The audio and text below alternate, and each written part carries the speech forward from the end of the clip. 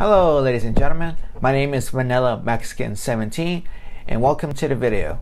So on Saturday, Austin FC yet failed to win another game and had to face another consecutive draw against San Jose Earthquakes with a 2-2 score from the goals of our truly Maxi Urruti and Sebastian Driussi.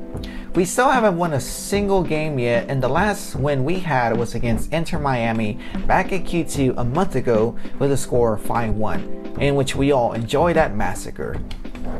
With this draw against San Jose, we still haven't won a single game at California in which we lost, in which we have 3 losses and 1 draw. Those 3 teams are obviously LAFC, LA Galaxy, and San Jose Earthquakes. Also, this was our 4th attempt playing the Earthquakes, in which we drew 2 games. 1 game was the first game at Q2, and we lost 2 games. Literally, like the last time us Verde and Blacks had a road win was against Minnesota United, in which was a year ago on May 1st, 2021, with a 1-0 score, with Fagundes scoring the only goal in the game. Y'all, that's almost a year. And ever since that second historic win, we played 16 games on the road from the 2021 season to the 2022 season, obviously currently this season, in which we lost 13 games and we drew 3 games. But back then we were still learning and developing our team. Anyways, my hats off to Maxi Urruti. As loyal Mauro Icardi is to his wife, Urruti became the first player to score a goal with a 3rd Texas team from the MLS. The other 2 teams Urruti scored for was during his times at FC Dallas and Houston Dynamo. What Austin FC paid for Urruti last December is actually paying off, because that performance against San Jose showed us Austinites, showed us Verde and Blacks what he can do. Sure, he was being subbed off in the 60th minute, but this man gave his best performance to us. Like, I applaud to his first ever Austin FC goal, and he did it with pure class. Like, what also struck me and which surprised me the most is that he can defend too. Like, it's rare when I see a striker go up. You know, strikers are known for attacking, but when you see a striker go up and defend as well, they can do 2 things at the same time. But what he did was exceptionally amazing and exceptionally well. Also, Driussi, he scored our first penalty kick of the season, and he did a good job. With that goal, he currently sits tied second with 4 goals in the MLS Golden Boot race.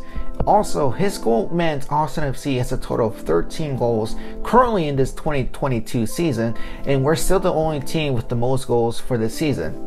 Also, we sit second with a goal difference of +8 in the league, as LAFC currently sits with +9.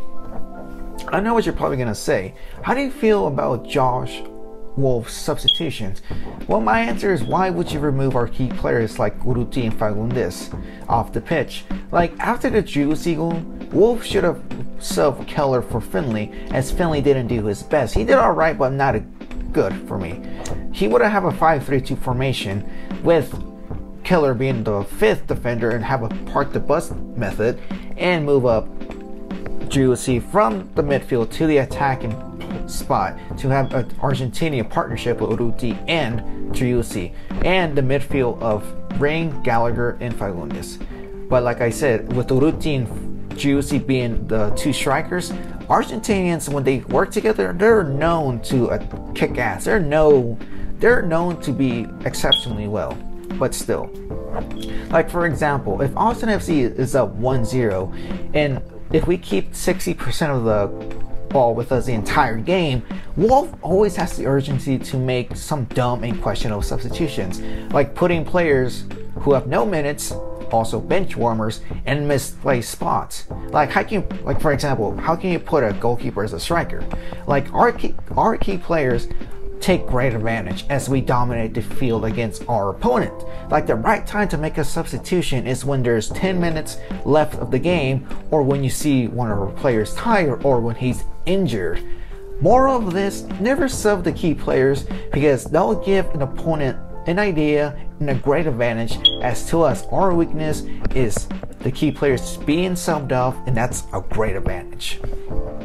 This Sunday, Austin FC is back at Q2, finally after 2 weeks or 3 weeks, and I hope to stretch our undefeated streak at home with 2 wins and 1 draw. The 2 wins against, which were 5 goals against Cincinnati and Inter Miami, and the 1 draw against Seattle Sounders. We play Minnesota United, a team that sits 8th in the league and lost to Seattle Sounders over the weekend with a 2-1 score. Last time we played this team was on the last Saturday game of the season, back in October, feels like a year now, in which we lost 1-0 at home. I feel like we might win this game. It's going to be tight, but I feel like we have a good chance of winning another game at home. Hopefully we, have a good chance to beat the, in other words, remove the drought of now wins. Because I'm tired of seeing draws, but still. Like I said, we should win this game with the goals of Urruti and 1 goal of Giussi. Well, we probably could concede 1 goal, but let's see what happens at Q2. Anyways, you guys, that's gonna do it for me. Hopefully everybody enjoys this game, the game on Sunday. Hopefully it's entertaining as the games were. And hopefully you guys are back here, and hopefully I'll make another video as I give my review from this Sunday's game. But anyways, I'll see you guys on the next one.